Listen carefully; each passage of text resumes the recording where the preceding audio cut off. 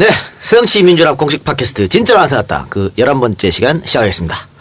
안녕하십니까. 저는 이동영 작가입니다. 원래 제 소개할 때 항상 앞에 수식어가 붙어 있어요. 소개 전에.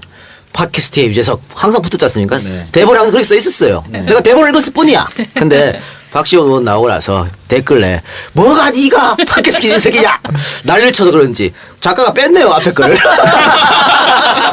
다른 그냥 이동영입니다. 야 이렇게 댓글에 일희일비하나? 참 이 사람들. 네. 이 순위가 떨어져서 그렇게 하는 거 아닐까요? 아니 그런데 유재석도 무한도전 하나만 성공시켜야지 나오시야 지금 하고 있는 거. 저도 EJ 하나만 1위 하고 있고 다 안 되고 있다 이런 말씀을 드리겠습니다. 어쨌든 오늘 모처럼 녹음실이 꽉 찼습니다. 저도 지난주에는 우리 진선미 의원님께서 일정이 있어서 일부러 안 나왔다는 얘기가 있어요. 박지원 꼴 보기 싫어서. 해명을 하십시오. 그건 아니다. 뭐 맞다. 설마요. 네. 아시겠지만 제가 강원도에 대한 애정이 남달라서 양양 그 공항에 그 이스타항공에서 제공한 비행기 끌기 소아암 어린이 환자 돕는 그런 이벤트가 있었어요. 그래서 가서 선수로 잠깐 끌었다는. 네. 그게 네, 1m당 뭐 얼마씩 주는 겁니까? 그렇답니다. 네, 그래서 제일 빠르게 이렇게 끄는 사람들이 우승했는데 우리는 그냥 평범했고 오히려 뭐 소방, 뭐 또 이렇게 경찰, 군인 뭐 이런 분들을 누르고 다른 분들이 되셨어요. 아, 그래요? 네, 어떤 네. 분들이? 그 강원도에서 왜 갑자기 또 이게 생각이 안 나죠? 그 술을 줄이시라니까. 나이 큰일이에요 요즘. 이 단어가 바로 안 떠. 네, 저도 이런 같은 증상인데, 그래서 네. 저희 둘이 지금 모 제약회사에 나오는 기억력 증강 약을 같이 먹자고 제목이 도합했습니다. 단어가 자꾸 안 떠올라가지고. 네. 그 호텔 있잖아요 거기. 그 맨날 적자 나서 좀 걱정인 알펜시아. 어머 내가 이런다니까요. 알펜시아 알펜시아 어렵네요. 팀들이 거의 그 씨름 선수들 같은 분들이 나와가지고 뭐 순식간에 끌어서 우승했어요. 아, 그렇군요. 제가 조금 다른 얘기지만 공항 얘기가 나와서 지금 사실 지방 공항들이 거의 다 적자 아닙니까? 맞습니다. 어떤 공항들은 뭐 적자를 넘어서서 그냥 폐쇄되어 버리는 공항도 있고 네. 이런 것들은 어떻게 하죠? 그냥 계속 국가에서 보존해 주는 겁니까? 적자가 나는 노선 같은 경우에는? 예, 그렇게 적자가 나는 공항에도 운영을 위해서 국가 예산이 들어갑니다. 그것도 복지 일환인가요? 무조건 적자 난다고 폐쇄하고 뭐 버스 사람들 많이 안 타는데 버스 노선 없애버리고 이럴 수는 없는 거 아니겠습니까? 아니 그래서 적극적으로 검토는 해야 된다고 생각합니다. 주민들의 수요가 전혀 없고 그냥 적자만 난다고 해서 무조건 폐쇄할 수는 없고 그야말로 수요가 점점 줄어들고 뭐 그래서 다른 대체 교통수단이 있다고 한다면 폐쇄하는 방안도 검토해야 된다고 생각합니다. 역시 전략위원장 아무런 준비도 없이 툭 물었는데 대답이 툭 나오네요. 네. 아 이거 뭐 아무나 할 수 있는 게 아니에요. 근데 그 양양공항은 강원도에서 이제 평창올림픽도 앞두고 있어서 앞으로는 괜찮겠네요. 중국, 러시아 이쪽으로 직항 노선을 이렇게 만들고 계신다고 그러더라고요. 그래서 이스타항공도 9월 말부터 아마 거기 그 노선을 올림픽 특수를 만들고. 위해서. 네. 알겠습니다. 자, 다음 제 김광진 의원 자기소개 부탁드립니다. 진섬 의원 이렇게 자기소개 했고. 예. 김광지입니다. 반갑습니다. 네.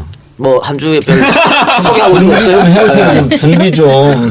제일 준비를 안 해온 것 같아요. 너무 준비를 안 해. 오늘 저한테 무슨 뭐 관심장이 있어 지금 들어봐야 될 것 같아요. 네, 저 녹화 들어가기 전에 계속해서 진 의원이 김 의원을 공격했습니다. 네. 그래서 지금 저런 이야기를 하는 건데. 그러니까 나름 준비하셔서 사실은 우리 진 의원님. 예, 저는 학창 시절에 정말로 시인이 되고 싶었습니다. 시인이 되고 싶었던 진성준 의원, 진짜 지역위원장 진성준입니다. 구태연의 문학소년이었습니까? 구태연의. 그래서 진 의원님이 왜 이런 말 하냐면 오늘 아주 멋있는 손님이 한 분 오셔가지고 소개해드리겠습니다. 한국사 교과서 국정화 저지 특별위원장 뭐 이렇게 길어가지고 이런 것보다는 사실 이 도종환 의원 앞에 시인이 붙어 어울리지 않겠습니까? 시인 도종환님 모셨습니다. 안녕하세요. 반갑습니다. 도종환입니다. 네. 팬입니다. 네, 아유 진짜들 사이에 있으니까 정말 행복합니다. 우리 저 청취자 여러분한테 인사 한번 해주세요. 네, 여러분 도종환입니다. 오랜만입니다. 여러분들 보고 싶었습니다. 요즘 제가 사는 게 아닙니다. 너무 힘들어요. 여러분들 힘드시죠? 그래도 좀 서로 가을인데 좀 더 낫게 사는 방법을 함께 한번 고민해봤으면 좋겠습니다. 네, 고맙습니다. 역시 아. 경험이 많으셔가지고 네. 방송 출연이나 아, 그렇습니까? 그럼요. 강의도 많이 하시고 네. 아니, 뭐 시인이니까. 굉장히 서정적으로 그렇죠. 접근하시잖아요. 오늘 주제와 좀 무관하게. 무관하게. 오늘 굉장히 무거운데. 예. 근데 뭐 지금 듣고 계신 분도 그렇지만 뭐 조종환 그 님의 그 시인을 안 듣고 자란 분이 없을 것 같아요. 네, 저도 그렇죠. 초등학교 때인가 중학교 때인가 그때 교과서에 다 실리죠. 그렇죠. 교과서에서 그때 왜 80년대 후반에 뭐 점심꽃 당신 뭐 열풍이었으니까 네. 제가 이 왜 메마른 사람이 그 시를 외우고 다녔다니까요. 네. 그 영화로도 나왔어요. 그래서 영화 이덕화 씨가 주연한 네. 그거 보고 울고 뭐 지금은 굉장히 유치한 영화인데 어느 술자리에서 유명한 여배우와 유명한 그 영화 관계자께서 망한 영화라고 망하냐고 그랬잖아요. 불만이 많았었잖아요. 그냥 뭐 영화로서 이렇게 말고 얘기하면- TV에서 나오는 거 그냥 보고 뭐 이랬던. 네. 근데 정말 하여튼, 저도 예. 좋아하는 시입니다. 요즘에 굉장히 힘들다 하셨는데 어떻게 지내시길래 힘든 하루를 보내고 계십니까? 교과서 국정화, 한국사 교과서 국정화 때문에 힘들고요. 지난주에는 세월호 500일이 되는 주라서 추모 행사들이 많았어요. 신앙송을 한 것만 3번이에요. 단원고등학교에서 또 안산시에서 또 서울에서 그런 일을 함께 하면서 또 세월호 생각하면서 힘들었고요.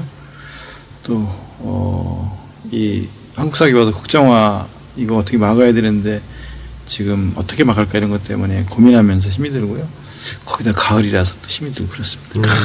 가을도 타시는군요. 그럼요. 아, 남자의 계절 아닙니까, 가을. 타야죠. 근데 제가 알기로는 원래 꿈은 시인이 아니고 화가였다라는 이야기가 있던데 맞습니까? 그렇습니다. 근데 왜 화가였다가 이 진로를 틀어버린 겁니까? 길을 잘못 들은 거죠. 길을 잘못 들어서 시인이 된 거죠. 아, 근데 화가로 갔으면은 시인보다 훨씬 못했을 것 같은 생각이 드는데. 아니에요. 제가 어릴 때는 뭐 문예반이 아니라 미술반만 있었고요. 그림을 아주 잘 그렸고 제가 그림을 그려놓으면 초등학교 6학년 때 만화를 그려놓으면 동네 애들이 5원 10원씩 주고 사갔으니까 그쪽 길로 갔어야 되는데 길을 잘못 들어서 여기까지 왔습니다. 그 이철수 판화가 선생님이랑 네. 두 분이 같이 만나서 얘기하실 때 보면 되게 재밌으세요. 그래요? 네, 이철수 화가님은 또 시인이요. 문학하는 사람이 되는 게 꿈이었고요. 꿈이었대요. 또 문예반 교지 편집 뭐 이런 거 하면서 그러면서 글 쓰는 사람이 되고자 했다가 이 화가가 되었고요. 저는 화가가 되려고 하다가 이제 글 쓰는 사람이 되었는데요. 나중에 저희 둘이 구상하는 게 있어요. 이철수가 쓰고 제가 그리고 이렇게 해서 책을 내면 네. 표지에서부터 오타가 나왔다는 네. 얘기일 거라고 그러더라고요. 아니 이렇게 거꾸로 쓰면 어떻게 이런 얘기가 나올지 네. 모른다. 맞아요. 기획은 획기적인데 많이 팔리진 않을 것 같아요. 저는 대박 예감. 대박 예감입니까? 네. 말 나온 김에 세 분 혹시 어릴 때 꿈 있었어요? 저는 시인이 되고 봤다고. 문학소년이라 이거 얘기했고. 진짜 거짓말 아닙니다. 시인 앞이라고 아, 해서. 진짜예요? 그럼요. 오, 제가 그러시구나. 학창 시절에 고교 시절에 네. 그 고교 문예반 활동들을 하면서 이렇게 시를 쓰고 습작. 그렇죠. 그래서 저 교내 100일장에도 내고 예. 뭐 가작상도 받고 그랬습니다. 가작은 좀 낫다. 이게 진짜 오랜만에 듣는 용어다. 가장. 가작. 가작은 참가상이지 뭐 그건 뭐. 그 이제 그 나중에 그래서 제가 이제 이거는 시적 재능은 뭐 이렇게 훈련을 통해서 이렇게 되는 게 아니고 이렇게 부여받아야 된다 이렇게 천부적으로. 참고로 저는 학교 다니는 동안 100일장에 나가서 상 한 번도 못 받아본 사람이라는 점 뭐 참고하시기 바랍니다. 그 뒤에 그게 나타나는 것이죠. 훈련의 결과가 아니고. 그래서 제가 포기했죠. 잘하셨습니다. 저도 비슷한데요. 저는 고등학교 1학년 때까지는 미대 가려고 그림 그렸어요. 그림 그래요? 그렸고, 저희 아버님이 원래 국선 작가시거든요. 근데 그 자기가 정규 학교에서 그림을 못 배운 게 한이어가지고 아들 중에 한 놈은 그림을 가르치겠다 해가지고 고른 게 이제 저를 고르셔가지고 중학교 때부터 고등학교 1학년 때까지는 그림을 배웠는데 뭐 제가 비평준화 고등학교 다녔거든요. 그래서 대한민국에만 존재하는 그림을 그리기에는 공부를 너무 잘한다는 이유로 이게 뭡니까, 이게. 학교에서 이게 도저히 그 야자를 빼줄 수 없다 해가지고 반년만 딱 다니다가 말았고 그리고는 2학년 때까지는 말 그대로 전 실제로 원서를 문예특기자로 썼거든요. 예. 전국 이 100일장 같은데 대학교들이 하는 100일장에 제가 한 군데도 안 빠지고 다 나갔거든요. 그 학교를 다니면서. 네. 상 받았어요. 네, 상도 많이 받았어요. 아, 내 그래서 일주일 비웠더니 왜 이래 이분들. 최고상이 뭐였어? 나는 가작이야. 아, 저 그보다는 높았어요. 무슨 뭐 대학 청장상 이런 건 받았어요. 아, 그래요? 네. 그럼 데뷔를 한 것이네. 데뷔를. 두 분 다 나보다 훌륭하시네요. 진선미 의원님. 네, 저는 현모양처였습니다. 한때, 근데 실패했습니다. 실패. 아, 양처도 실패. 아니고 현모도 아니고. 네, 그렇죠. 네. 매일 새벽에 술 드시고 들어가니까 어떻게 양처가 될 수 있겠습니까? 그렇지 않습니다. 알겠습니다. 자, 아까 진성준 의원께서 그 도종환 의원의 시가 교과서에 실려 있다 이런 말씀하셨는데 2012년도에 왜 교육과정평가원이 출판사에서 공문을 보내가지고 도종환 의원 작품을 삭제해라 그렇게 해서 논란이 된 적이 있었지 않습니까? 그랬죠. 네. 결과가 어떻게 됐습니까? 며칠 만에 다 없었던 일이 없었던 됐죠. 일이요. 네. 전 언론이 나서서 다 그렇죠. 신문 방송이 다 이거는 있을 수 없는 일이다. 이건 안 된다. 말이 안 되는 거죠. 네. 뭐 보수 진보 말할 것 없이 다 이건 아니다. 이미 10년 전부터 교과서 실려있던 시를 국회의원이 되었다는 그 이유 하나만으로 빼라고 하는 것은 이건 부당하다. 이래서 없었던 일이 되죠. 그렇죠. 그 시 제목들이 뭐뭐인가요? 흔들리며 피는 꽃, 담쟁이, 뭐 여백, 수제비 뭐 이런 등등의 시들인데요. 초, 중, 고에 다 실려 있어요. 근데 이제 그런 것들을 빼려고 시도를 했던 거죠. 그렇죠. 정치인을 굉장히 부정적으로 보는 거예요. 정치인이 되었는데 그 정치인이 쓴 시를 아이들에게 배우게 한다? 이거 안 된다. 이런 식인 거죠. 정치인은 부문과 지역을 대변하고 대신해서 일하는, 대표하는 그런 사람들인데 무조건 정치인은 나쁜 사람이다라는 생각을 갖게 하는 거죠. 참 문제가 많았어요. 그러니까 교육과정평가원이 그 조장환 의원의 시를 빼라고 하면서 들었던 이유가 특정 인물에 대한 편파적 옹호다. 또 뭐 정치적 중립성 이런 걸 들었거든요. 이런 걸 들었는데 지금 말씀하신 대로 전혀 말이 안 되는 것이죠. 그렇다면은 친일 경력 있는 뭐 이인직, 이강수, 노천명, 최남선, 서정주 이런 분들 시도 다 빼버려야 되는 거고 이문열 씨 소설 같은 것도 다 빼버려야 되는 거잖아요. 그런데 그 왜 이렇게 했냐? 정치인이기 때문에 안 된다는 게 아니고 야당 정치인이기 때문에 안 된다. 그런 거 같아요. 정확한 그렇죠? 지적이시죠. 맞습니다. 그래서 뺀 것 같은데 저도 그때 문화에 대한 편협성 이래가지고 칼럼을 제가 이렇게 딱 여기 명문의 칼럼을 제가 네, 아니, 이제 왜이 절대 얘기를 비우면 안 돼. 그 얘기하시려고. 우리 파트너도 왜 이렇게 내 얘기하려고 최근에는 살아남으려고. 소설가 공지영 씨가 법무부 교정위원인데 그 정치적 편향성이 있다고 교정위원 못 한다고 황교안 총리가. 예, 황교안 총리가 그랬던 것 아닙니까?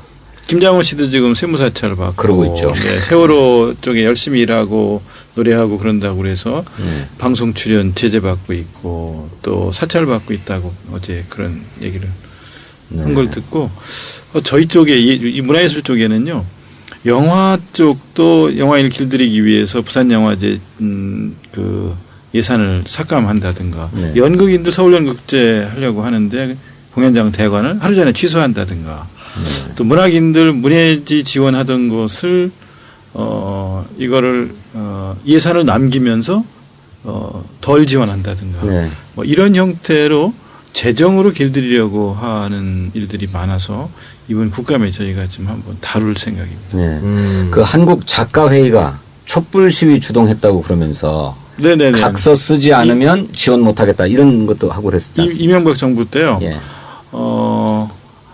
불법 시위에 참여한 사실이 발견되면 지원한 지원금을 회수하겠다. 아, 그리고 참여하지 않겠다는 각서를 써라. 네. 이랬었죠. 그래서 작가회의가 총회를 해서 이 문제 어떻게 대처하면 좋겠습니까? 그랬더니 받지 말자.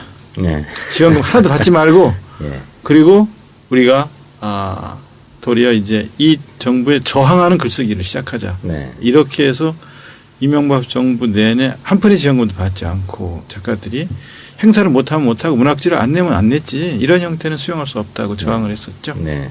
참 치사한 사람들이야. 돈 가지고. 자기 돈도 아니면서. 그럼 자기 돈도 아니겠어. 사람의 어떤 지위 가지고 그렇게 하는 거. 아유 지금 뭐 문성근 씨나 명기남 씨도 거의 영화에 나오지 않고 있고 예. 오죽하면 송강호 씨도 변호인 출연하고 나서 들어오는 책이 뭐라 그러죠? 시나리오가 확 줄었다 그래요. 예. 알아서 기는 건 이런 게 있을 수 있나 싶어요. 문화는 문화인 거고 정치적 그 생각이 정치적 생각인 건데 이걸 같이 보고 있으면 참 답답합니다. 그러니까 다 연결돼 있는 것 그쵸? 같아요. 네. 아까 도종환 의원님의 그 시에 대한 문제처럼 야당 정치인에 대한 탄압을 마치 정치 전체에 대한 뭔가 혐오를 여전히 조장하고 있는 거죠.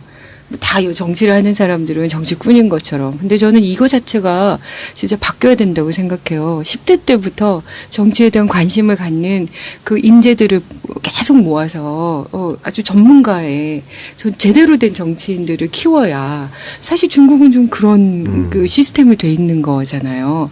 그 저는 제가 3년 넘게 이제 정치를 해보면 정치인이야말로 가장 전문가여야 된다고 생각해요. 그죠? 정치 그렇죠. 전문가. 정치 전문가. 그러니까 내공이 있고 오랜 기간 네트워크를 쌓고 그래야만 외교 그런 어떤 경로들이 라인들이 생기고 또 자연스럽게 어떤 합의나 이런 조정들을 하려면 서로가 신뢰가 쌓여야 되는 거잖아요. 아무리 상대여도. 근데 그런 신뢰를 쌓을 수 있는 기간이 너무 없다는 생각이 저는 좀 많이 들거든요. 네. 전략기획위원장님이 저를 좀 키워주십시오. 저는 뭐 제가 바쁜 사람 본인이 그렇게 바빠요. 줄을 잘못 표정 썼네. 줄을 보이시죠? 잘못 이거 영상에 꼭 담아주세요. 영상에. 지금 김성태부터 이겨야 되는데 지금 이게 제가 듣기로는 그 썰전에 강용석 대타로 1일 대타로 김성태 의원이 나온답니다. 그래요. 이거 김성태 의원 그 인지도 높이는데 상당히 도움되는 건데. 그렇겠네. 아니 김성태 의원이 무슨 저기로 거기를 나가지? 발끈했습니다 지금. 가서 지원하세요. 자원. 이철희 씨 자원. 대타로 제가 나가야 되려나? 그럼 그거 괜찮다. 응? 김구라를 제끼고 나갈까? 그러니까 이거 좀 편파적인데. 그러니까. 현역 의원을 JTBC가 그렇게까지 할까? 한답니다. 안타깝네요. 어떡합니까? 아까 국감위가 잠깐 나왔는데 이번에 교육문화체육관광위 소속이시지 않습니까? 제가 4년 내내 그렇게 일지망을 가고 썼지만 한 싶었는데 번도 못 가지 갔던. 못했던. 이번 국정감사에는 어떤 내용을 준비하고 있습니까? 주로 저희 지금 당에서 국감에서 주로 다뤄야 될 걸 상임위별로 지금 분류를 하고 정리를 하고 있는데 저희 교문위 경우에는 지방교육재정 문제와 그다음에 한국사교과서 국정화 저지 문제 두 가지가 주요 쟁점이 될 것 같습니다. 알겠습니다. 많은 분들이 또 궁금해하는 거 도종환 의원이 다음 총선에 나오느냐? 나오면 어디로 나오느냐? 뭐 이렇게 많이 걱정하시고 궁금해하시는데 어떻습니까? 본인 계획이 있습니까? 군대를 치면 의무 복무 연한이 끝나고 네. 이제 제대를 해야 될 시점에 네. 말뚝 박는 게 어떻게 하냐 이런 네. 제안을 하는 것 같아서 네. 가능하면 제대하고 의무 연한 끝나고 나가는 게 잘 있는 사람이 좋겠다 이런 생각을 갖고 있는데요. 또 한쪽에서는 여기 조폭 같은 데라서 그냥 못 나가요. 손 자르고 나가지. 뭐 이렇게 얘기해 뭐 거의 협박 수준의 얘기를 듣고 지금 고민하고 있는 중입니다. 지난 대선 과정에 도종환 의원님 대변인도 하셨었잖아요. 네. 그때 시를 가지고 브리핑해서 사람들한테 많이 회자되고 그랬는데 이제 저도 도 의원님이 같이 의회에 있다는 게 때로는 정말 숨통을 트이는 그런 역할들을 해주시거든요. 네, 근데 그래서 본인은 숨통이 막힙니다. 그렇죠. 숨통이 남들은 트이는지 숨통을 모르겠는데 틔워주려고. 저는 막 숨이 막 막힙니다. 지금. 어떡하죠. 그래서 어디 뭐 전략공천 받아가지고 저 여권의 거물급하고 한번 붙어봤으면 좋겠네. 저도 진짜 내가 그렇게 생각해요. 13대 국회였나요? 14대 국회였나요? 양성우 시인이 한번 네. 국회의원을 한 적이 있었죠. 네. 그분도 저항 시인이었지 않습니까? 네. 근데 그분도 단명이었어요. 네. 예. 뭐예요? 그 예를 저희가 아니고 오늘 이분 이상해. 오늘 이분 이상해. 잘 알겠습니다. 이상한 것을 몰고 가지 마세요. 양성우 시인도 이게 정치적인 뜨거움이 있으셨던 분인데 시인인데 국회의원으로서 4년 동안 하면서 아까 우리 도시님 말씀하셨던 것처럼 질식할 것 같아가지고 더 그만하겠다라고 했던 것일 수가 있어서. 맞아요. 근데 사실 우리 도 의원님이 이렇게 동안이신데 시를 쓰신 지 30년이 되신 거 아세요? 근데 그때 이렇게 후배들이 그 시들을 모아서 시선집을 냈는데 저는 그 시선집 앞에 그게 정말 감동적인 게 있었거든요. 그러니까 후배들이 뭐라고 얘기하셨냐면 드물게 시와 사람이 같은 시. 네. 저는 그게 되게 감동이었거든요. 도종환 의원님에게 시란? 저한테 실한 숨겨둔 애인 같은 거. 도정환 의원님께 정치란 정치라는 그 의무 복무를 하는 같은. 숨겨둔 애인. 시는 왜 숨겨둔 애인입니까? 그거 발표하지 않습니까? 뭐 여러분 다 있으신지 모르겠지만 잘안 숨겨둔 애인은 늘 없는데. 생각나죠. 없으면 이제 그 전에 숨겨둔 애인 생각해 보시면 되는데요. 부인 방송 잘 들어요. 늘 생각나고 늘 그 생각만 하면 기분이 좋고 아플 때도 생각나고 또 좋을 때도 생각나고 그리고 조금만 못 보면 견딜 수가 없고 그게 애인이지 않습니까? 근데 저한테 시가 그렇죠. 만약에 4, 5일 동안 안 찾아온다든가 일주일간 못 본다든가 그러면 뭐 못 견디죠. 뭐 다른 걸 다 때려치우고서도 시를 만나러 가야 되죠. 그리고 누워서도 그 생각, 보고 싶은 생각, 만나고 싶은 생각 그렇게 설레는 게 그게 시거든요. 근데 굳이 숨겨둬야 되진 그러니까. 않잖아요. 그냥 애인이면 아니 그러니까 다른 사람이 볼 때 저한테 제일 먼저 묻는 말이 뭐냐면 요새도 씻으세요 이거예요. 3년 동안 들은 말이 요새도 씻으세요. 예. 바깥에서 볼 때는 전혀 시를 못 쓰고 안 쓸 것 같은 생각이 드는 거예요. 이 안에서 어떻게 시를 쓰냐. 예. 이런 아수라의 한복판에서 이 요괴들 사이에서 어떻게 시를 쓰냐. 요괴들. 요괴 세명. 그 얘기를 해요. 근데 저한테는 그러니까 아주 늘 쓰는데요. 말하자면 숨겨둔 거지 원래 다 바깥에서 보면 안 보이지만 예. 저는 늘 생각하는 거죠. 예. 늘 생각하고 그리고 소재가 좀 달라지긴 했지만 산속에 있을 때와 다르게 이제 아수라의 한복판에 왔으니까 만나고 접하는 소재는 달라졌지만 시는 늘 쓰는 거죠. 그리고 늘 생각하는 거죠. 겉으로 다른 사람은 모르는 거고 그래서 숨겨둔이라고 말을 하는 거죠. 예. 그게 저한테는 시죠. 네. 지금까지 불륜을 조장하는 도의원이었습니다. 근데 이거 좀 이상하긴 하다. 도의원, 도시인 하니까 네. 도시인, 뭐 시티즌 같기도 하고 시도 의원의 도의원 같기도 하고. 네. 절대 국회의원이 못 되는 사람이라는 유명한 그러니까요. 개그죠. 그 두 가지뿐만 아니라 두 가지가 더 있어요. 사람들이 저를 부를 때 이제 국어 선생인데도 도 선생이라고 늘 그랬고, 네. 문학 박사인데 도 박사이고, 맞네. 도박사. 시골 사는데 도시인이고, 국회의원인데 도의원이다. 이렇게 네 가지를 세트로 놀리죠 저를. 네, 알겠습니다. 오늘 우리 도의원님을 모신 이유는 한국사 교과서 국정화 추진 네. 이거 하면 안 된다. 이 문제에 대해서 이야기해 보려고 모셨고요. 현안 얘기 좀 하고 나서 이제 본격적인 방송 얘기하도록 하겠습니다. 일단 얼마 전에 새정치민주연합에서 여론조사를 했다고 합니다. 네. 이거 전략위원장님께서 한번 소개시켜 주시기 바랍니다. 어떤 여론조사를 왜 했으며 결과는 어떻게 나왔는지. 뭐 그거 심각한 거 아니고요. 심각한 거 아닙니까? 정세 분석을 위해서 오늘 까칠해 진짜. 매주 한 차례씩 주말을 이용해 가지고 정치 현안 조사를 합니다. 네네. 그런데 이번에 조사한 것에 이제 정치 현안들을 몇 가지 물었는데 가장 대표적인 게 우선 정종섭 행정자치부 장관의 탄핵 소추에 대해서 우리 국민들은 어떤 생각을 하고 계신가? 잘잘못을 떠나서 탄핵소추 바로. 예, 네. 막바로 물었습니다. 이 질문을 불러드리면 공정하게 객관적으로 했다는 차원에서 제가 불러드리겠습니다. 새정치민주연합이 새누리당 국회의원 연찬회에서 총선 필승 건배사를 한 정종섭 행정자치부 장관에 대한 탄핵소추안을 발의하기로 결정했는데요.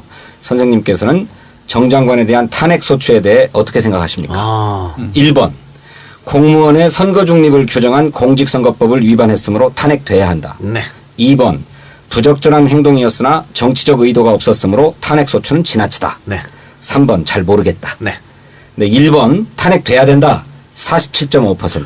오, 그래요? 2번 탄핵소추는 지나치다. 37.4%. 와, 이거 모르겠다. 15%. 의외의 결과가 이렇게 나왔거든요. 큰데요? 네. 탄핵소추라는 것은 내려와라는 얘기잖아요. 더 이상 장관하지 말라는. 그렇죠. 그런데 국민들이 여기다 손을 들어줬네요. 그냥 보통 해임 건의 이런 것도 아니고 그렇죠. 노무현 대통령 탄핵 네네. 나왔지 않았습니까? 항상 그래서 그 후폭풍을 걱정해서 탄핵이란 말을 잘 못 꺼내잖아요. 그동안에 우리 네. 트라우마가 있었고 그렇죠. 터부시 되는 네. 말이었는데 이번에 당이 결의했습니다. 근데 이렇게 국민들도 함께 해주고 있다 해서 그러면 앞으로 새정치민주연합은 어떻게 되는 겁니까? 여기에서 탄핵 추진하는 소추안을 발의해야죠. 예. 발의해서 물론 당내에 약간의 이견은 있습니다만 네, 발의해서 기어이 관철시키고자 하는데 투표를 해야 될 거 아닙니까? 그거는 국회 제적 과반수가 찬성을 해야 됩니다. 새정치민주연합만의 힘으로는 가결시키기가 어렵기 때문에 새누리당 내의 이탈표를 저장해내야 됩니다. 과반 참석, 과반 찬성입니까? 아니면 재적의원 과반이 찬성해야 됩니다. 제적 과반 찬성. 또 다른 조사. 그리고 또 하나는 이번에 북한의 지뢰 도발로 남북 간의 군사적 대치 상황이 아주 심각했는데 이때 새정치민주연합이 잘 대응을 했느냐 이것에 대해서 어떻게 생각하느냐 이렇게 물었습니다. 그것도 잘 대응했다가 52.1%, 잘못 대응했다 39.8% 이렇게 나와서 과반수 이상의 우리 국민들이 새정치민주연합의 대응이 잘했다 이렇게 평가해주고 있습니다. 그러니까 먼저 문 대표를 비롯해서 대화해라라고 먼저 얘기했으니까 그리고 나서 정부가 대화할 거라고 발표했지 않습니까? 국민들이 여기에 박수를 쳐준 것 같습니다. 잘 대응했다고 하는데 지지율은 왜 안 오를까요? 그러니까. 아니 이제 뭐 박 대통령이랑 새누리당 지지율은 확 올랐던데요. 앞으로 이제 중국 갔다 오면 더 오를 것 같아요. 그래서 이제 박근혜 대통령이 잘했다 이건 73.4%.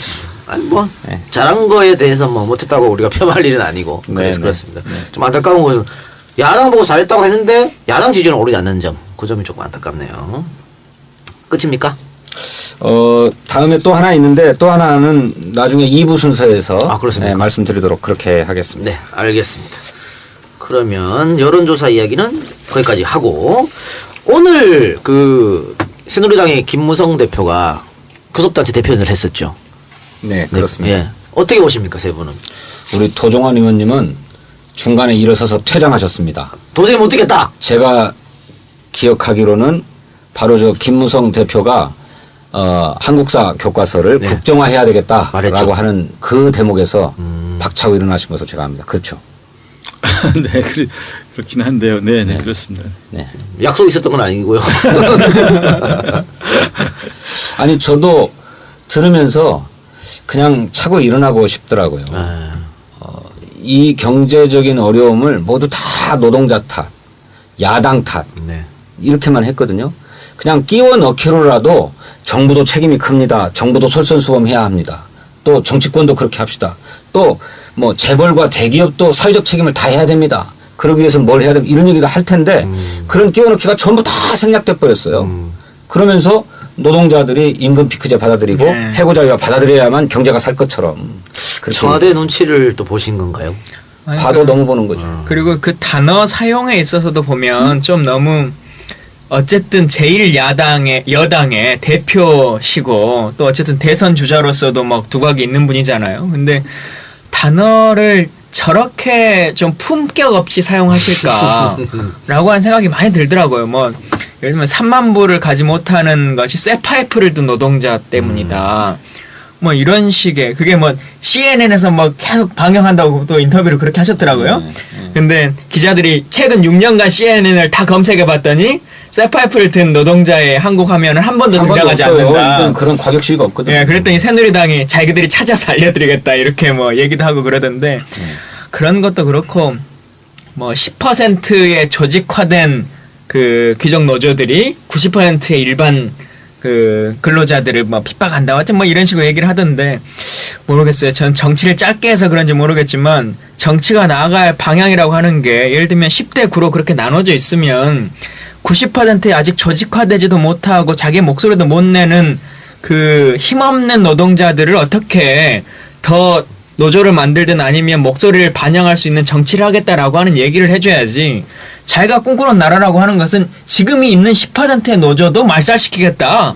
이게 제가 생각하는 국가가 아니다라고 하는 것을 본회의장에서 당당하게 외칠 수 있다고 하는 것이 노동자 표는 버리고 가겠다는 뜻이겠죠. 뭐 재벌표 만들고 가겠다는. 그것도 뭐 노동자와 노동자 사이를 이간질시키는 그런 정책 아니겠습니까? 네, 그렇죠. 저는 정말 진짜 제가 들어본 단체 교섭단체 대표의 연설 중에 가장 집중이 안 됐던 것 같아요. 유승민 때 굉장히 집중했죠. 뭐 그랬죠. 네.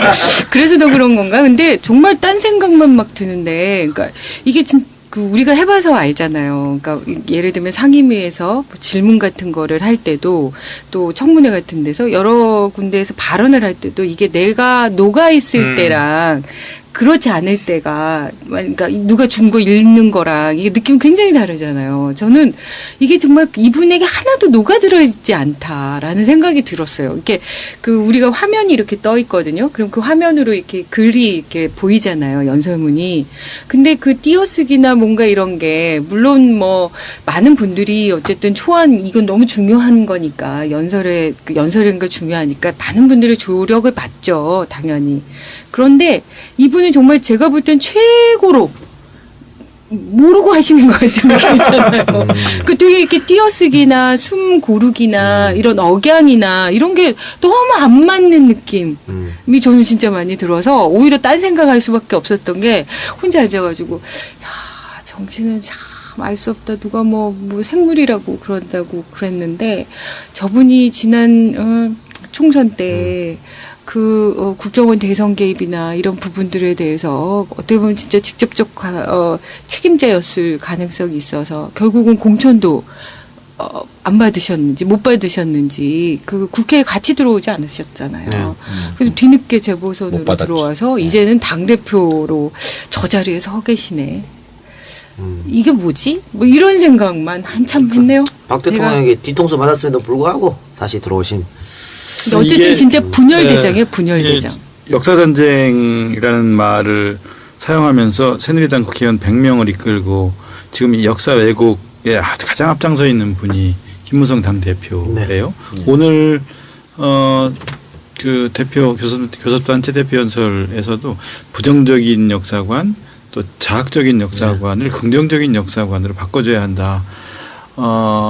정의롭게 산 사람이 성공하지 못하고 기회주의적인 사람이 성공한 것처럼 역사를 가르치는 이런 거 바꿔야 된다라고 말씀하시는데 말하자면 독립운동가 후손들은 계속 어렵게 살고 친일한 사람들이 그 권력과 부를 누리며 사는 이런 역사에 대해서 우리가 비판하잖아요. 네. 이런 걸 부정적인 역사관, 자학적인 역사관이라고 얘기하는 거거든요. 근데 이게 현실이에요. 그럼요. 이게 우리의 역사의 현실이고 그리고 이게 실체예요. 이들이 우리나라의 이제 말하자면 주류인데 이거를 이제 긍정적인 인식으로 바꿔놓고 아이들에게 그렇게 가르치겠다는 거예요. 네. 근데 부끄러운 것도 역사이고요. 그럼요. 네. 또 나라를 위해서 자기 전생애를 다 던진 사람들이 이렇게 푸대접 받고 이렇게 대를 이어서 이렇게 참혹하게 사는 거 이거를 우리가 직시하면서 정말 제대로 된 나라를 만들면 어떻게 해야 될까 이런 고민을 해야 되는데 이걸 이제 뒤집으려고 그러는 거죠. 그러면서 이 쓰는 용어인 자학사관은 일본에서 쓰는 용어예요. 그대로 갖다 쓰는 거거든요. 일본 사람들이 전쟁에서 패하고 그 이후에 살아온 이 역사를 지금 아베 정권 같은 경우 일본의 극우주의자들이 이걸 자학사관이라고 명명하면서 이걸 바꾸겠다고 하는 걸 우리가 똑같이 지금 용어 갖다 쓰는 거거든요. 오늘 교섭단체 대표 연설에도 그 이야기를 하면서 그래서 이제 그 역사 교과서를 국정화하겠다고 말을 하는 걸 들으면서 참 참을 수 없더라고요.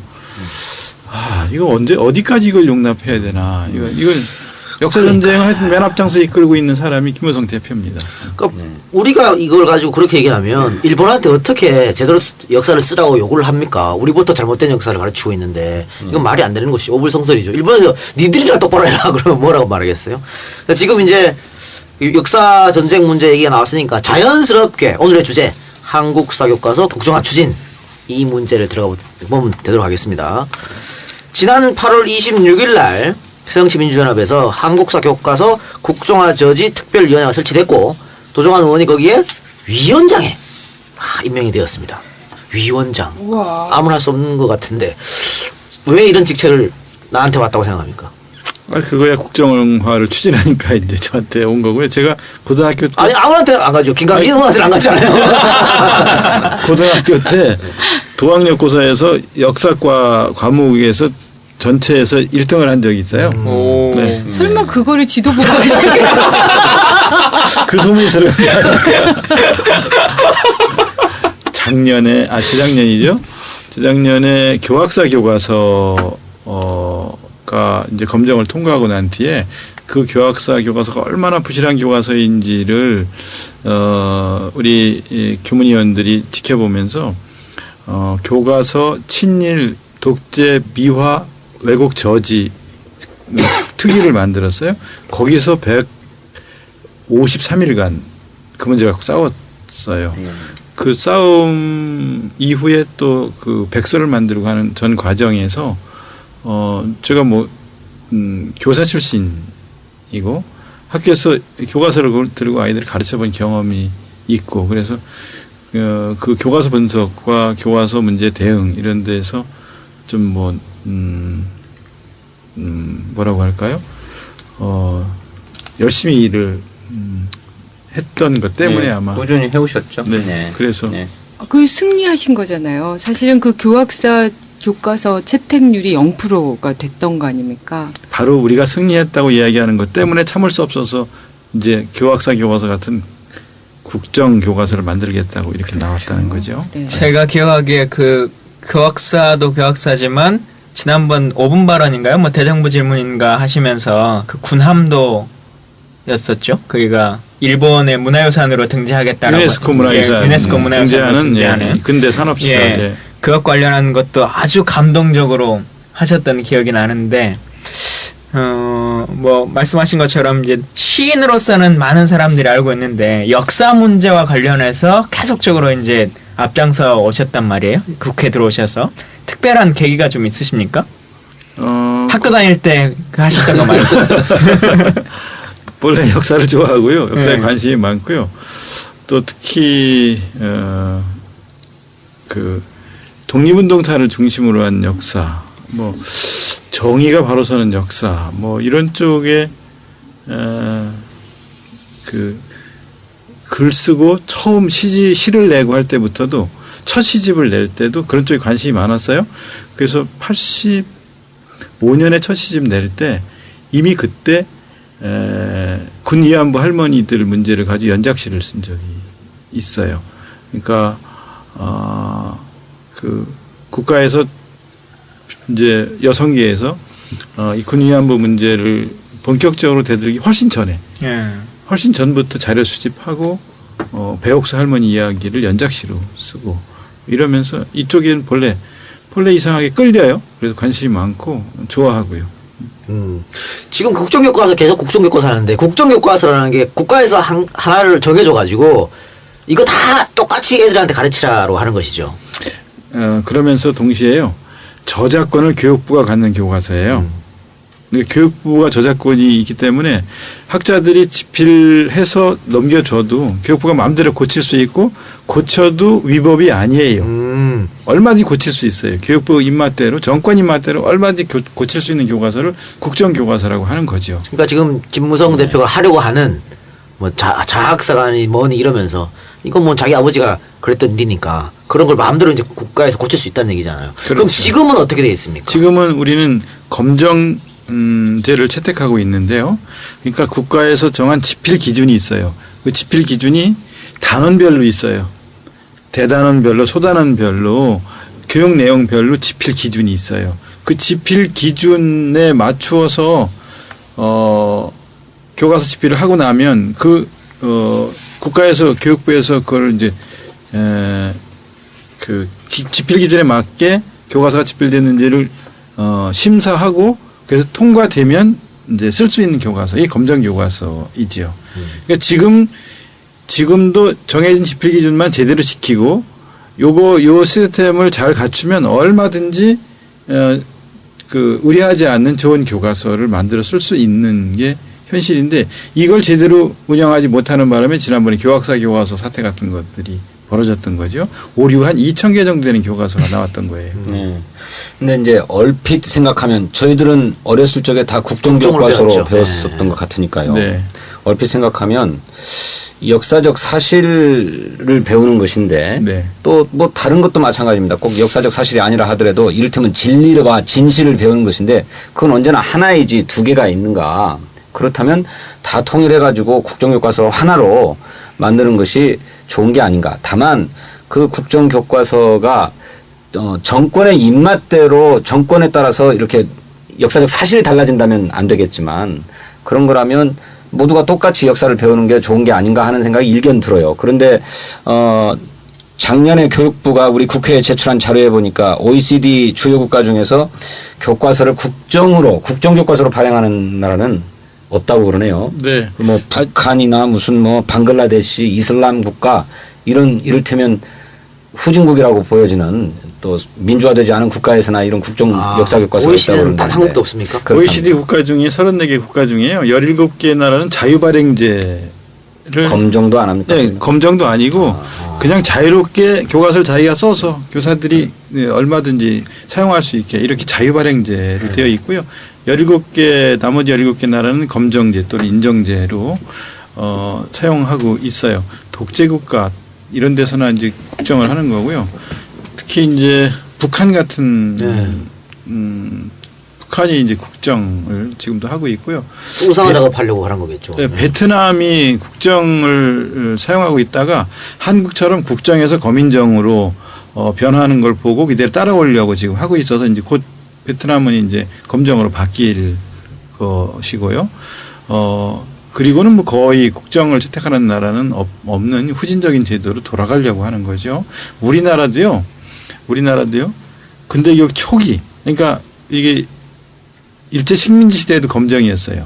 국사가. 네. 이승만 대통령 때도 검정이었어요. 네. 국정은 우리 어릴 때 국정으로 했다고 그러는데 그 어릴 때가 언제냐면 유신 이후 74년 이후에 국정을 하다가 그러다가는 이제 유신이 끝나면서 점차적으로 검정제로 바뀌어 왔고요.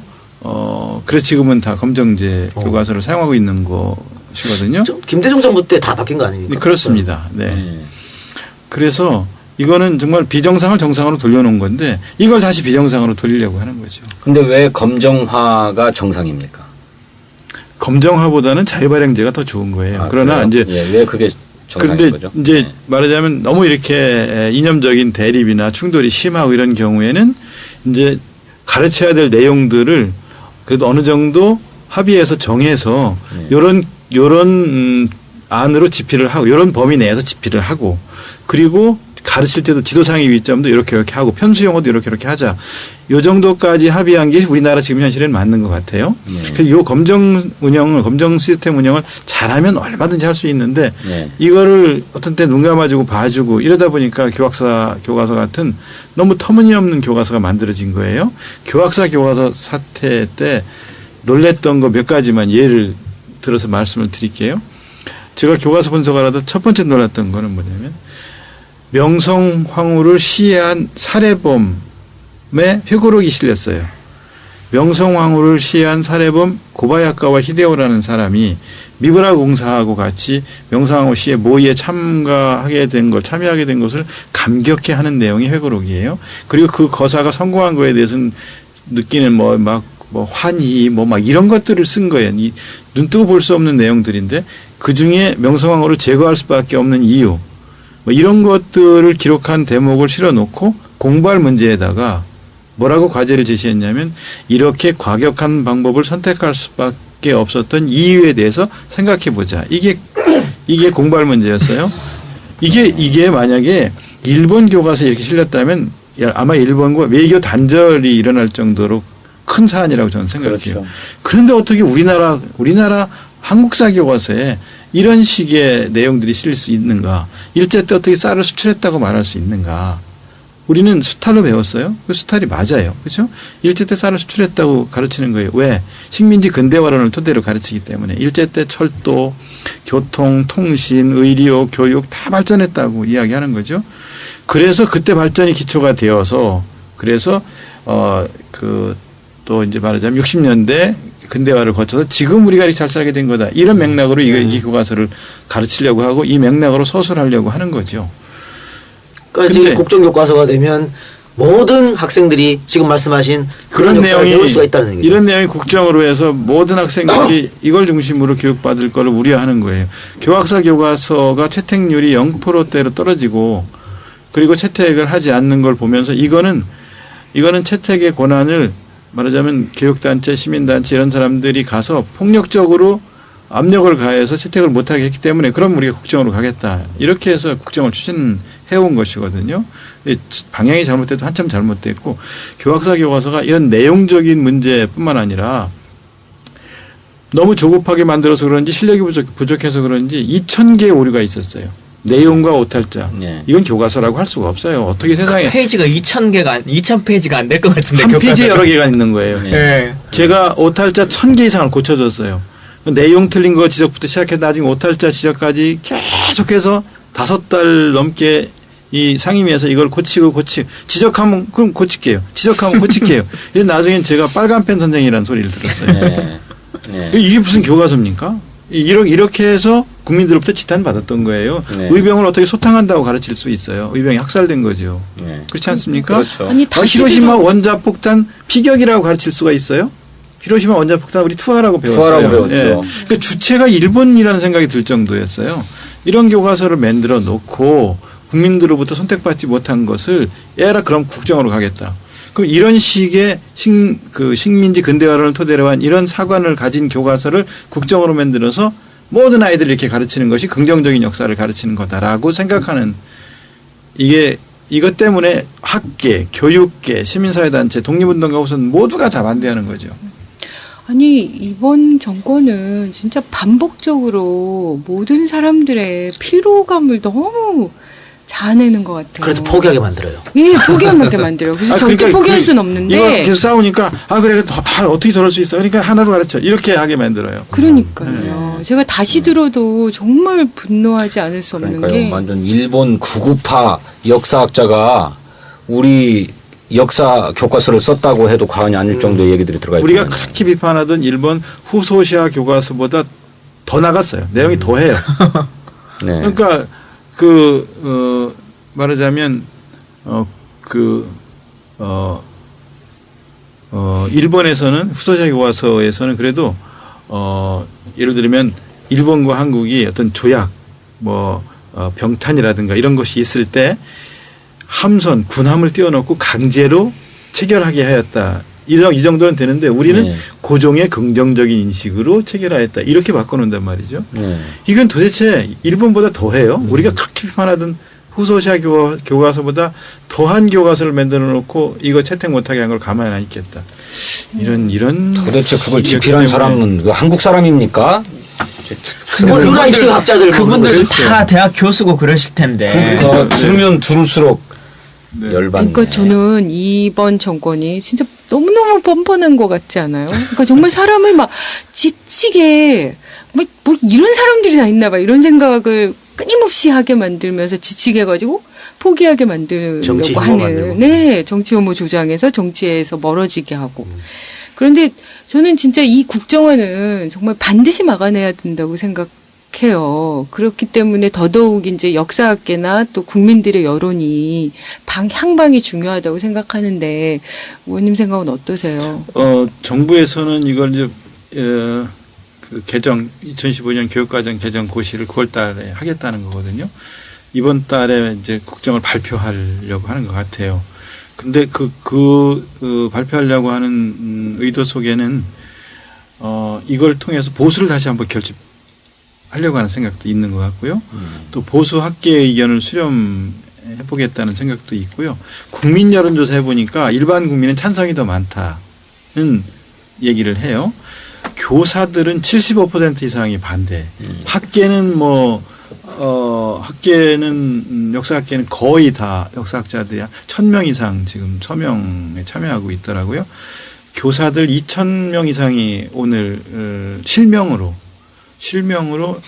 반대 입장을 표명했고요. 네. 서울대 교수들 30여 명이 오늘 장관을 만나러 가서 국정화는 절대 안 된다. 이렇게 주장했고요. 또 독립운동가 후손들이 금요일 날 국회를 좀 찾아와서 양당 대표들을 만나겠다고 지금 하고 있고요. 전문가들은 절대 있을 수 없는 일이다라고 하는데 일반 국민들은 찬성이 높다는 거예요. 찬성이 좀 높대요.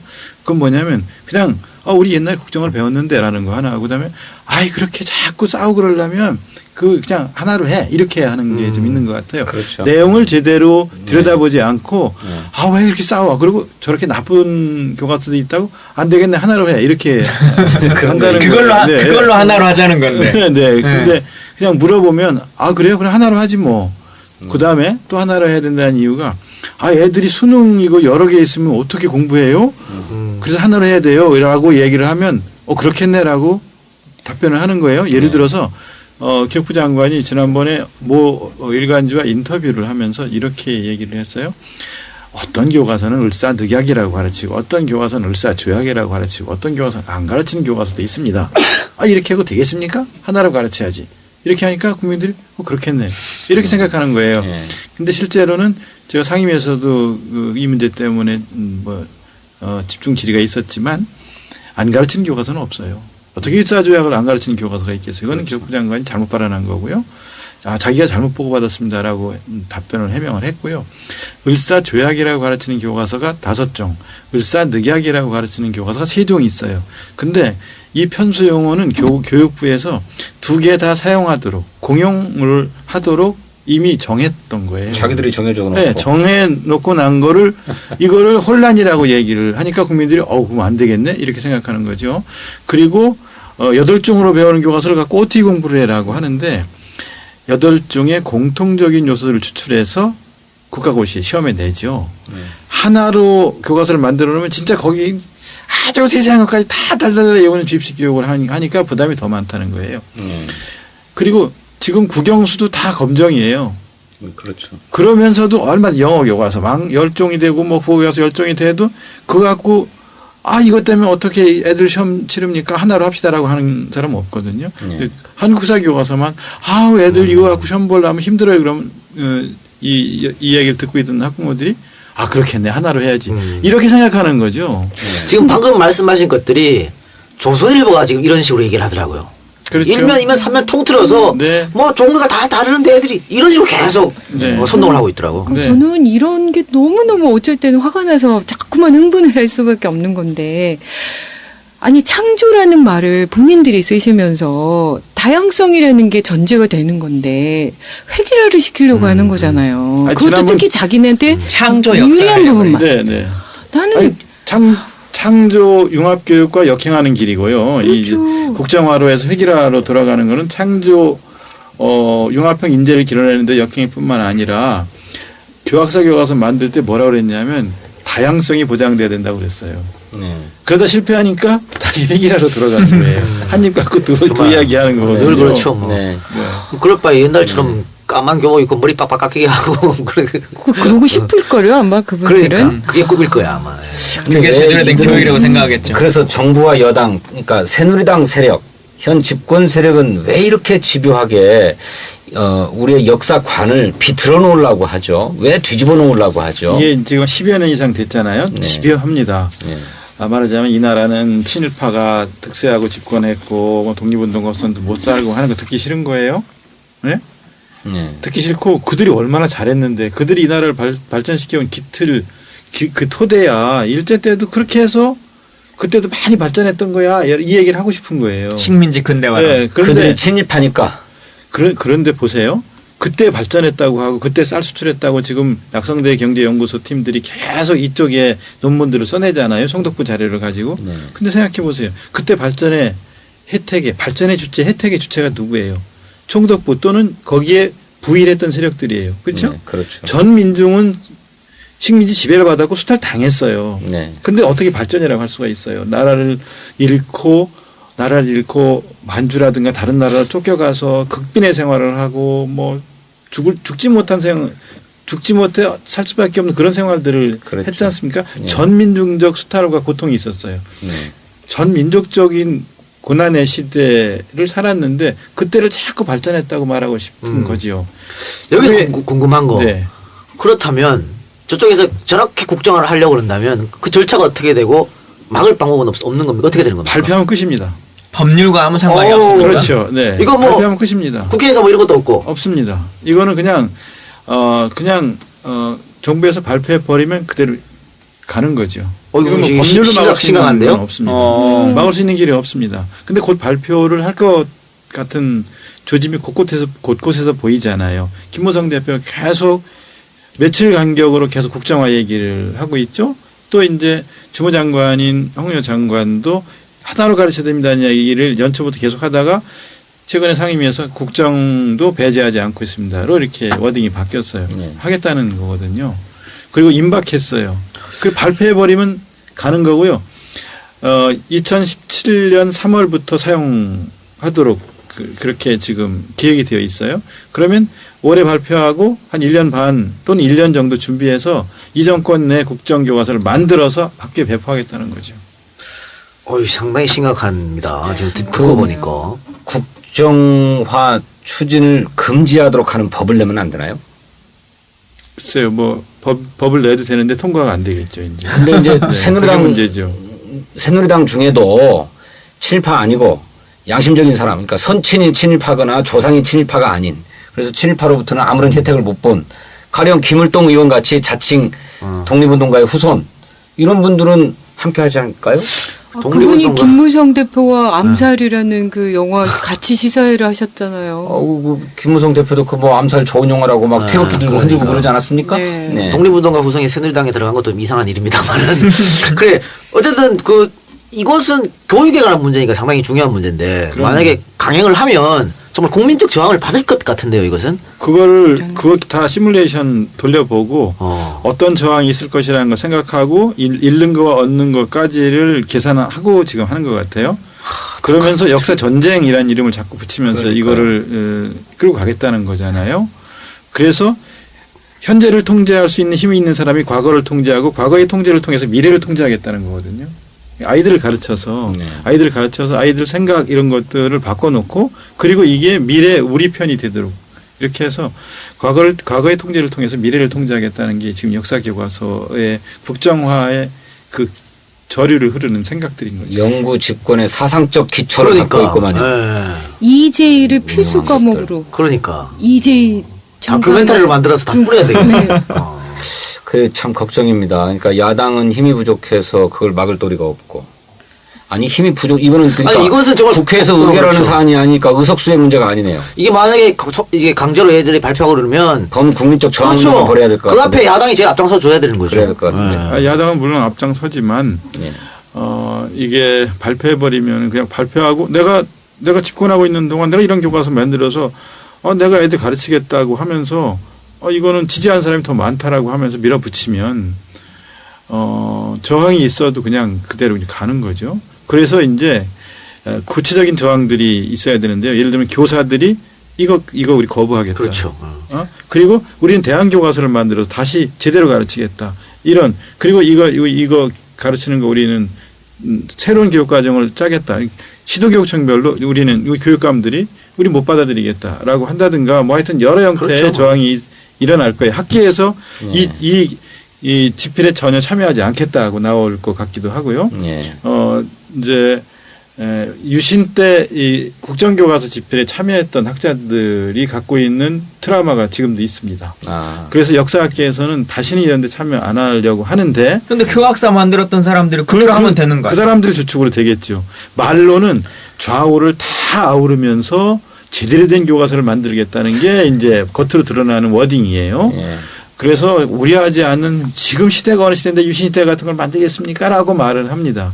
그런데 실제로 내용과 지금까지 국정화 추진 전개 과정을 보면 의도가 뭔지는 우리가 다 알고 있는 거지 않습니까? 네. 그런데 그걸 정말 좌우를 아우르면서 정말 균형 있고 합리적인 정말 제대로 된 교과서를 만들겠다고 하는 것이 불가능하다고 학계에서는 보고 있어요. 왜냐하면 제대로 된 학자들이 참여를 안 할 것이기 때문에. 그래서 결국은 한쪽에 뉴라이트 쪽의 학자들만 참여해서 교과서를 만들 것이 지금 뻔히 보이기 때문에 그렇죠. 네, 그렇기 때문에 좋은 교과서가 나올 수가 없는데 어쨌든 정권이 의도하는 정권의 입맛에 맞는 교과서를 만들어서 이대로 학생들을 가르치겠다는 것이 현 정권의 의지인 거죠.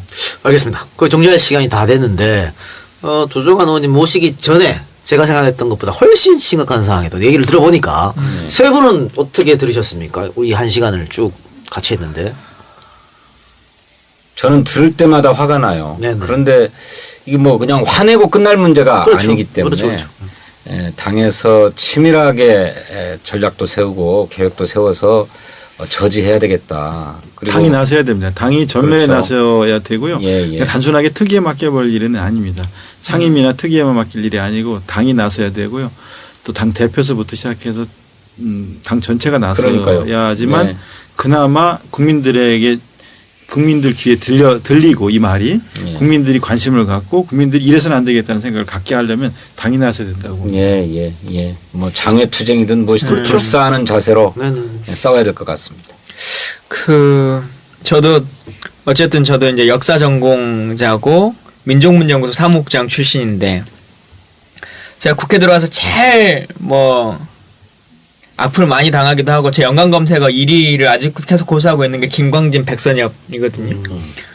제가 그 일로 뭐 새누리당의 윤리위에도 제소돼 있고 본회의장에 뭐 국회의원직 뭐 제명 아닌가 그것도 올라가 있고 뭐 그런데 결국은 이제 국정교과서라고 하는 것이 만들어지고 나면 백선엽을 비롯해서 뭐 이 모든 분들의 과거 행적 예를 들면 백선엽만을 기준으로 본다 치더라도 이분이 만주공관학교 국위 출신으로 해가지고 간도특설대에서 우리 독립군들을 다 그렇게 죽여왔었고 그것에 대해서 아무런 반성도 지금까지 하고 있지 않음에도 불구하고 그냥 구국의 영웅, 6.25의 전쟁의 영웅 이걸로만 기록되겠죠. 그리고는 뭐 역사라고 하는 것이 공과가 있는 거니까 그것을 비교해서 보자라고 하지만 그게 플러스 마이너스를 해가지고 점수를 계산하는 게 아니잖아요.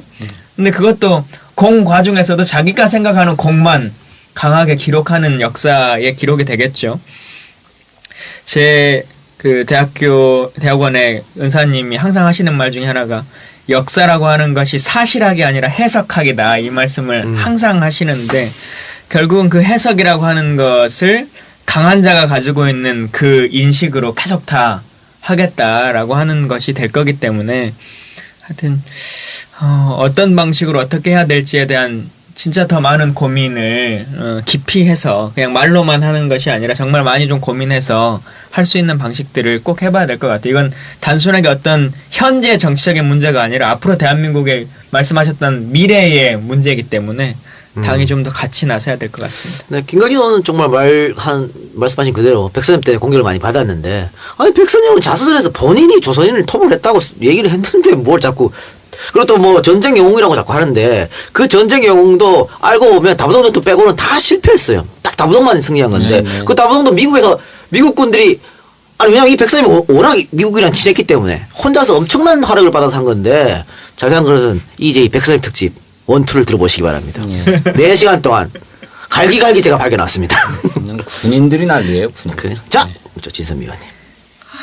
저는 진짜 너무너무 속상한데 그러니까 참 많은 생각들을 매번 하게 돼요. 그러니까 정말 이번 정권 때는 손으로 헤아릴 수 없을 정도로 진짜 많은 사건들이 계속 있었고 그 사건들에서 진실이 뒤바뀌어 있는 것을 계속 문제 제기를 하는데 결론은 그 문제 제기하는 사람을 뭐라고 하는 이런 상황이 계속 반복이 됐거든요. 그래서 저는 이번엔 그러니까 우리 당이 문제라기보다는 저는 이 역사를 살아내고 있는 모든 한 사람 한 사람이 자각해야 된다고 생각해요. 그래서 진짜 엄마들 또 젊은 아빠들 자기 아이들이 어떤 세상을 살아가고 어떤 생각을 가지고 살아갈 것인가 다른 사회를 좀 더 나은 사회를 살아갈 수 있도록 자각하고 본인 스스로들이 공부하고 이게 어떤 문제인지 관심 가져주고 또 우리처럼 이렇게 젊은 생각들이 새로운 그 투쟁 방식 저는 이제 꼭 그렇게 얘기하거든요. 싸우지 말라고 얘기하는데 죄송합니다 이렇게 얘기 안 합니다. 전 제대로 싸워야 한다고 생각합니다. 언제 싸우지 않고 얻어낸 게 있습니까? 싸우지 않고는 얻어내는 게 없죠. 혁명하려면 피를 흘려야죠. 그렇죠. 그러니까 다만 그 투쟁하는 방식을 지금 세대들이 젊은 세대들이 확확 감동받고 흡입할 수 있는 그런 새로운 방식들로 싸워주셨으면 좋겠어요. 지금 이 얘기를 듣고 있는 모든 자기 아이들을 키울 그 모든 사람들이. 진선미 의원을 포함해서. 그렇습니다. 알겠습니다. 지금 법률가이신 분이 말씀하신 걸 들으면서 이게 이 국정교과서 전신이었던 이제 교학사 교과서가 헌법적 가치에 안 맞는 교과서였다는 말씀을 드리고 싶은 생각이 들었어요. 우리 헌법 전문에 보면 유구한 역사와 전통에 빛나는 우리 대한국민은 3.1 운동으로 건립된 대한민국 임시정부의 법통과 4.19 민주주의 이념을 계승하며 이렇게 돼 있지 않습니까? 3.1운동과 4.19 정신 이게 헌법적 가치예요. 그래서 우리 대한민국의 네. 이 우리 대한민국의 정통성의 기반이 되는 거예요. 근데 이 두 가지 안 맞는 교과서가 교학사 교과서였어요. 그거를 이제 다시 재추진하려고 국정화하려고 하는 거거든요. 그러니까 이건 대한민국의 정체성에 안 맞는 교과서예요. 그리고 역사 교과서, 한국사 교과서라고 하는 것이 우리들의 집단 자서전과 같은 거예요. 이게 우리 역사거든요. 우리 모두가 수긍할 수 있는 집단 자서전이 역사 교과서인데 거기에 안 맞는 교과서를 만들려고 하고 그러면서 이렇게 바꿔야 되고 이게 바꾸는 것이 긍정적인 역사관을 심어주는 거라고 주장하고 있는 거죠.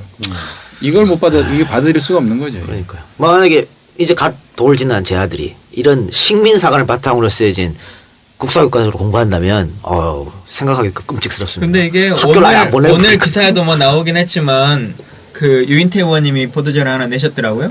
그 역사박물관에서 그 이번에 새로 관을 만들어가지고 유신을 설명하는 그 관을 진행하고 있다고 뭐 그거 하던데 실제로 지금 이 시간에도 막 벌어지고 있는 거죠. 이런 일들이. 그러니까 유신을 찬양하는 그렇죠? 예, 알겠습니다.